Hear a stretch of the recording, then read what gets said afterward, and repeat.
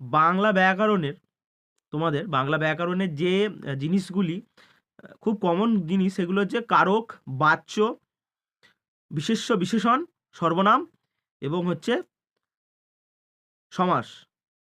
এই কটা ব্যাকরণের মধ্যে খুবই গুরুত্বপূর্ণ। কারক সমাস প্রায় কমন। আজকে যে বিষয়টা নিয়ে আলোচনা করব সেটা হচ্ছে কারক কি, কারক কাকে বলে। আচ্ছা, কারক কাকে বলবো? বাক্যের ক্রিয়াপদ, অর্থাৎ আমরা ক্রিয়াপদকে ইংরেজিতে কি বলি? ভার্ব। ক্রিয়া মানে কাজ। বাক্যের ক্রিয়াপদের সাথে বিশেষ্য, বিশেষণ এবং সর্বনাম পদের যে সম্পর্ক স্থাপিত হয় তাকে আমরা কারক বলবো। বা তাহলে কি বোঝা গেল? বাক্যের ক্রিয়াপদের সাথে বিশেষ্য, বিশেষণ এবং সর্বনাম পদের যে সম্পর্ক স্থাপিত হয় তাকে আমরা কারক বলবো। কারক কয় প্রকার? কারক হচ্ছে 6 প্রকার। কি কি?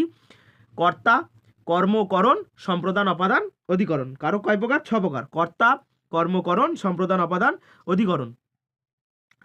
আচ্ছা, কর্তা কারক কাকে বলে? যে কারকে কর্তা কোনো কিছু, কোনো কাজকে নিজে সম্পন্ন করে তাকে কর্তা কারক বলবো। যেমন আমি লিখিতেছি। কে লিখিতেছে? আমি লিখিতেছি। এখানে কর্তা উল্লেখ আছে। তাহলে এখানে কি হবে?